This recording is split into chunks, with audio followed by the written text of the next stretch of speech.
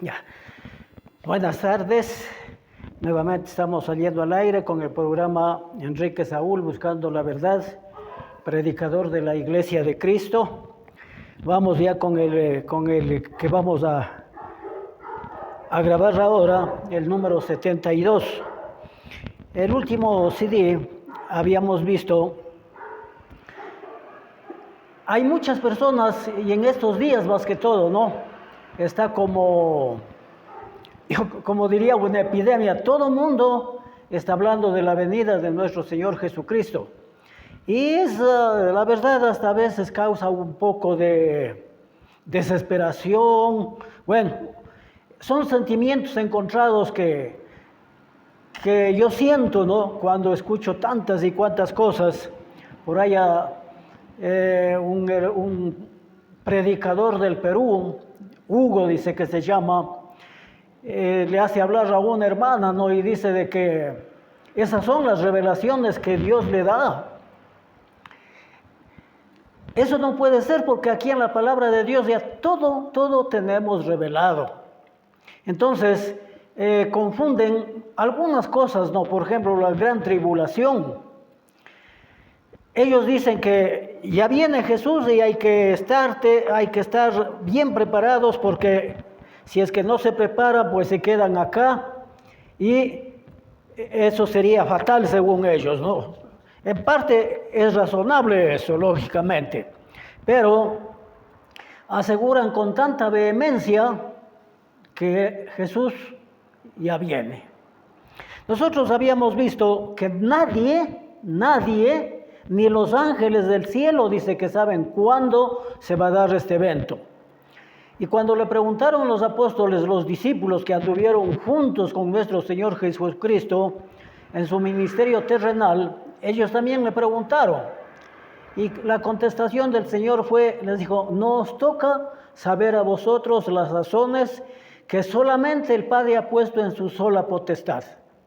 Entonces, yo no sé cómo es que ellos saben, ¿no? Pero yo ya he comprobado de algunas personas que asimismo afirmaron con tanta vehemencia, y prácticamente el Señor no ha venido. Entonces, en el estudio anterior habíamos visto lo que sí es posible conocer, En realidad, pues ahí también se cumple, ¿no? Dice, por ejemplo, si vemos Timoteo, el capítulo 4, dice que en los postreros tiempos o postreros días vendrán que apostatarán la fe, y eso, el mundo religioso se ve, pues, ¿no? Bueno, hoy vamos a ver qué es lo que sucede en el poco tiempo y Apocalipsis, porque no nos olvidemos que el poco tiempo cae en un o en dos periodos del poco tiempo. Y vamos a ver el capítulo 20 de Apocalipsis, capítulo 20, los versículos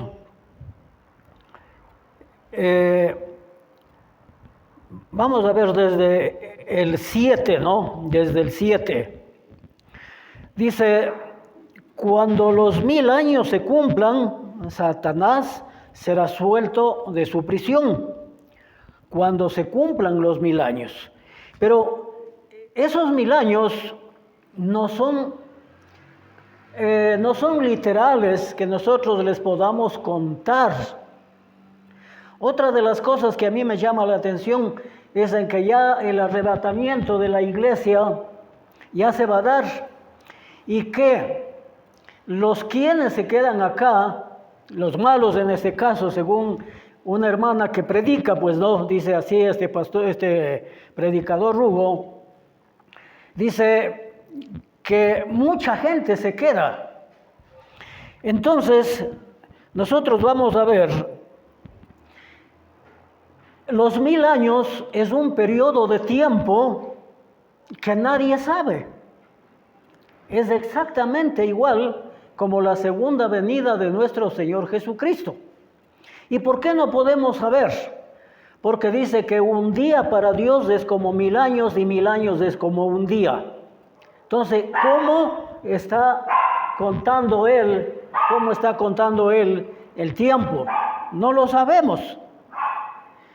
Otra de las cosas que me llama la atención es la gran tribulación, ¿no? Pero esa gran tribulación ya pasó también, pues, ya pasó.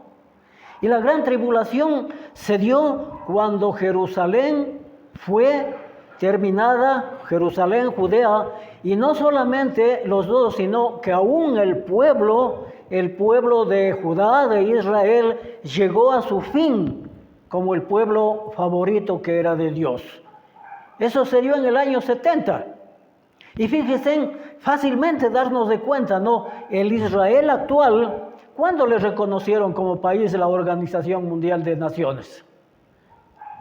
En el año de 1946. ¿Cuántos años han pasado?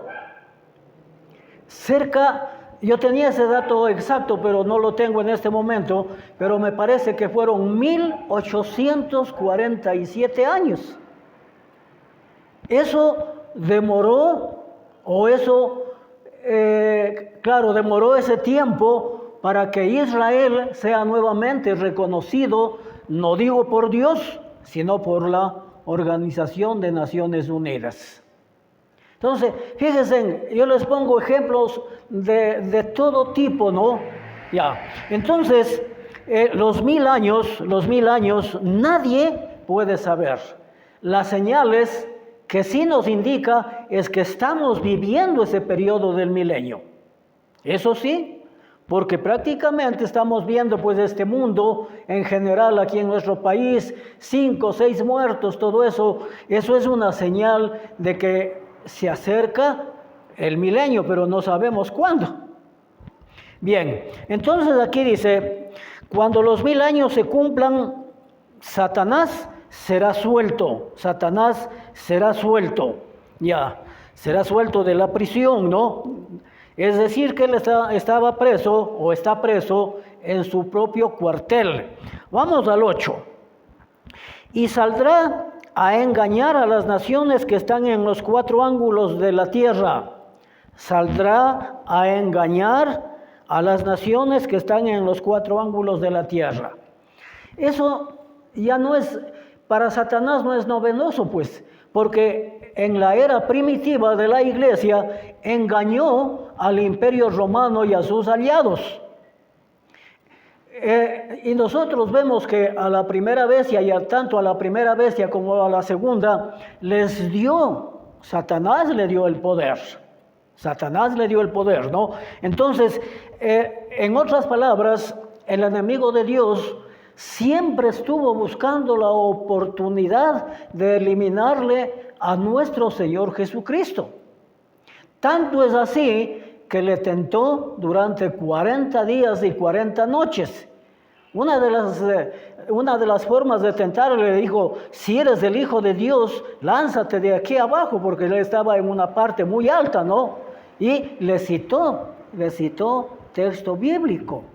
De tal manera que Satanás, con toda seguridad, él sabe mucho más que mí. Yo solamente soy un siervo del Señor, no tengo esa capacidad, pero Satanás sí estoy seguro que él es perito en textos bíblicos. Alguna vez oí un comentario que decían que Satanás es un buen predicador, que solamente predica con un 5% de mentira y verdad, el 95%. Y me parece que hay muchísima razón en ese tipo de comentarios que han hecho. Me parece así porque últimamente tengo un amiguito por allá por el oriente, ¿no? Y él me envía unos videos, me envía a que vea en las redes. Y puedo decir que un pastor acusando al resto de pastores. Entonces, eso veremos más adelante, ¿no? Terminemos con el versículo 8, dice, están en los 4 ángulos de la tierra, Agog y Magog, a fin de reunirlos para la batalla, el número de los cuales es como la arena del mar. ¿Qué es Magog? Gog y Magog. Gog fue un príncipe de la tierra de Magog. Fue un príncipe, pero allí en cierta parte se libraban las batallas famosas en las cuales Dios en realidad intervenía. Bueno, ¿cuál es la finalidad? A fin de reunirlos para la batalla. ¿Con quién? No es esta batalla que aquí menciona, tampoco es con el mundo. El emperador romano, ¿a quién perseguía? A los cristianos. Y, por ejemplo, Saulo de Tarso, antes de convertirse en cristiano, él perseguía a la iglesia. Y estando de Judea camino a Damasco, se le asomó el Señor, ¿no?, en una luz profundamente brillante, a tal punto que él cayó a tierra. Pero ahí Pablo dijo, en ese entonces Saulo, el Señor le dice: Saulo, Saulo, ¿por qué me persigues? ¿A quién perseguía Saulo? No perseguía pues al Señor Jesucristo. Perseguía sí a los cristianos. Pero de ahí saquemos algo positivo para el sector cristiano, pues. Si el Señor le dice: Saulo, ¿por qué me persigues? Es porque el Señor ha hecho morada en el corazón de cada uno de los que le obedecen. ¿Por qué digo los que le obedecen? Ahora hay mucha gente que se autodenomina cristiano, pero no obedecen. Entonces, esa es la meta que tiene Satanás, de nuevamente apoderarse de los gobiernos de la tierra y ponerlos en contra de la iglesia del Hijo de su amado Padre. Esa es la finalidad. Al mundo no le interesa a Satanás, porque él es el gobernante de este mundo. Si no podemos ver en Efesios me parece que es, veamos,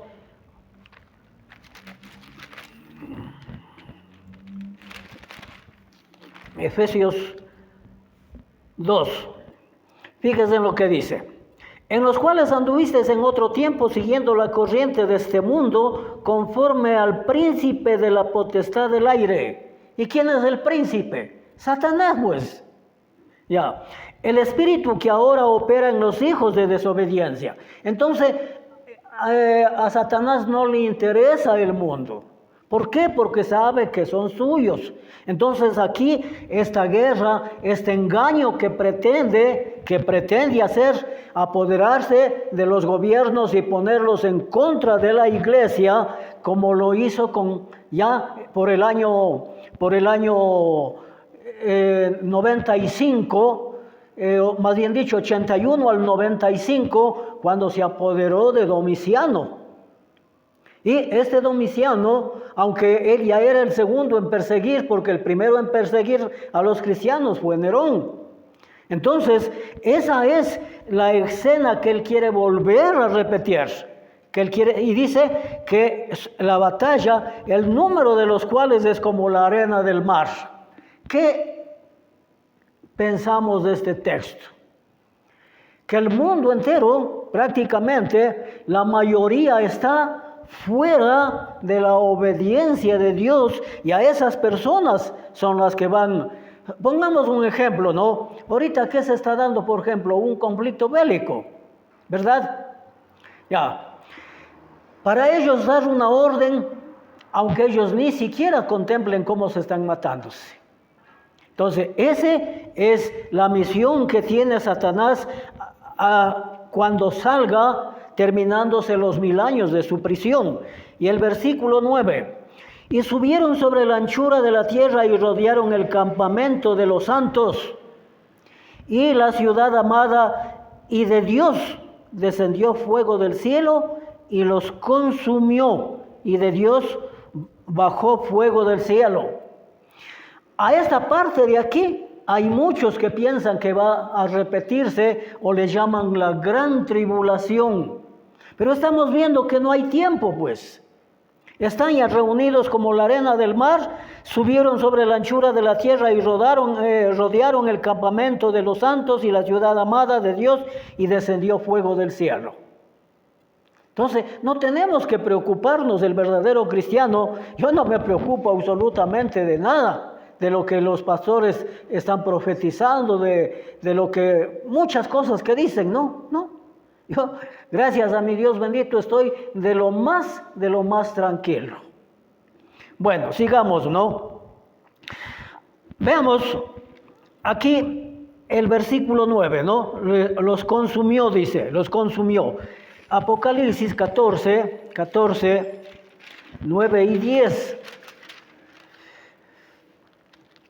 Y el tercer ángel le siguió diciendo a gran voz: si alguno adora a la bestia y a su imagen y recibe la marca en su frente o en su mano, él también beberá del vino de la ira del Dios, que ha sido vaciado puro en el cáliz de su ira, y será atormentado con fuego y azufre delante de los santos ángeles y del Cordero. Esto es lo que ya pasó prácticamente.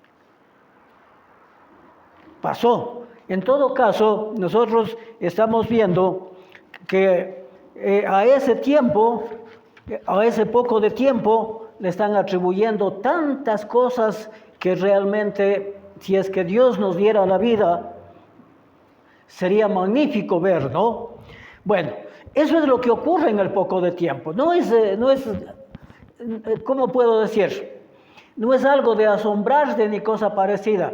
Lo que ocurre es Satanás es suelto de la prisión, sale, es soltado de la prisión, cumpliéndose los 1000 años que no sabemos cuándo se cumplirán, pero lo que yo sí sé y sabemos los cristianos es que ya han pasado 1546 años.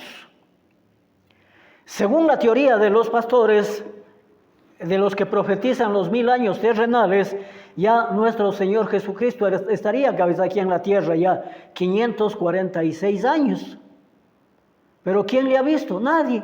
¿Por qué? Porque no ha venido todavía. Ellos mismos dicen que Él va a gobernar el mundo entero. Bueno, veamos ahora el tema sobre la resurrección. Si en este caso los amigos o los hermanos a quien mando los videos mediante WhatsApp, si es que tienen inquietudes, por favor, coméntenme, pregunten, y tendré yo mucho gusto, aunque no será en ese rato quizá, pero Dios ayudará para dar las respuestas correctas. Bueno, vamos a la resurrección. El mundo religioso, o más bien dicho, en el mundo religioso se dan todos estos errores. Al menos, ¿no? Yo aquí tengo apuntados unos 2 o 3 antes de ver la resurrección. Dice el primero: las cosas secretas le pertenecen a Dios. ¿Y cuáles son las cosas secretas? Las que no están reveladas. Las que no están reveladas, por ejemplo, la venida de nuestro Señor Jesucristo, no está revelado, pues no. Jesús les dijo que ni los ángeles del cielo sabían. Voy a leer Deuteronomio 29, y esto viene desde mucho antes, ¿no? Desde la ley de Moisés, pero tiene aplicación para estos días, ¿no? Por estas cosas que se dan. Las cosas secretas pertenecen a Jehová nuestro Dios, mas las reveladas son para nosotros y para nuestros hijos para siempre, para que cumplamos todas las palabras de esta ley. Ahí Moisés se refiere a la ley que Dios le dio para el pueblo de Israel. Pero aquí mismo, desde ese tiempo, viene diciéndose que las cosas secretas le pertenecen exclusivamente a Dios. Y las reveladas, ya mencioné una, por ejemplo, los 1000 años literales, también. No son propiamente literales, ¿no? Son simbólicos. son simbólicos, ¿no? ¿Qué más se dan? Juegan al papel de dioses, juegan al papel de dioses que justamente habla del milenio. Si nos dice, si segunda de Pedro 3:8 dice que un día es como 1000 años y 1000 años como un día, y si ellos se toman eso y lo interpretan, por eso digo, juegan al papel de Dios. Y se equivocan, pues. ¿Por qué? Porque son solamente seres humanos. Pero ellos quieren prácticamente, pues, jugar así, ¿no?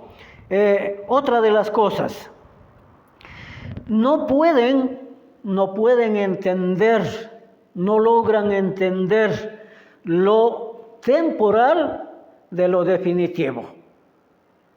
¿Qué fue lo temporal? Por ejemplo, los milagros, el hablar en lenguas, todo eso fue aspectos temporales.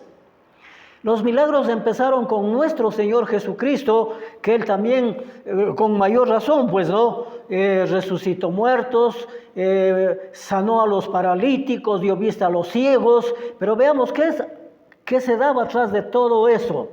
Cuando veían un milagro que Jesús hacía, prácticamente la gente creía en Él. Y con los apóstoles no es la excepción.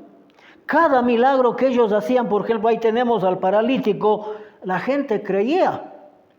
Pero ya cuando el apóstol Pablo mismo él dice que él tenía 3 cosas, ¿no?, que permanecen: la fe, la esperanza y el amor, pero que el mayor de los 3 era el amor. Y más adelante dice, porque ya no andamos por vista. Los quienes hicieron los milagros, la gente miraba con sus ojos y por eso creían. Pero Pablo ya dice, escribiendo en su segunda carta, dice, porque ya no andamos por vista, sino por fe. Eso tampoco han logrado entender. Bueno, entonces vamos a la resurrección, ¿no? Ahora, aquí en este caso se podría decir, ¿se equivocaron los apóstoles al enseñar de esa manera? ¿El Señor les enseñó mal? No. Todo lo que proviene de Dios es puro, limpio. Pero ¿quién es el que daña? Es el género humano. Entonces nosotros vamos a entrar ahora sí a lo que es la resurrección, ¿no? ¿Qué es la resurrección? ¿Por qué se habla de resurrección? Porque los cuerpos de las personas que han muerto, escúchese bien, desde la fundación del mundo, están o les pusieron en sus tumbas. Y de eso estamos hablando ya de 6,000 años y un poquito más.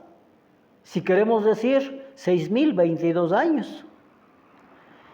Es obvio que no estará pues el cuerpo intacto allí, ¿no? No estará, será polvo. Y en el cumplimiento de lo que se le dijo a Adán, polvo eres y en polvo te convertirás. Pero en la resurrección, veamos 5:28, Juan 5:28, dice nuestro Señor, veamos las palabras textuales de él, 5:28, el Evangelio de Juan, dice, no os maravilléis de esto, porque vendrá hora, no dice ahora, no, hora, o la hora, cuando todos los que están en los sepulcros oirán su voz. Es decir, que en el día de la resurrección todos los cuerpos de las personas, por decir algo, que fallecieron ayer o que han fallecido hoy, si es que ya los enterraron, se levantarán de esas tumbas. No quedará ni siquiera uno, no quedará ni siquiera uno. Entonces, eso es a lo que se le llama la resurrección, ya, que abandonarán sus tumbas, ya. Vamos viendo en Primera de Corintios, el capítulo 15, hay muchísimos textos, ¿no? Pero yo cojo por el tiempo 2 o 3 textos nomás. Primera de Corintios, dice,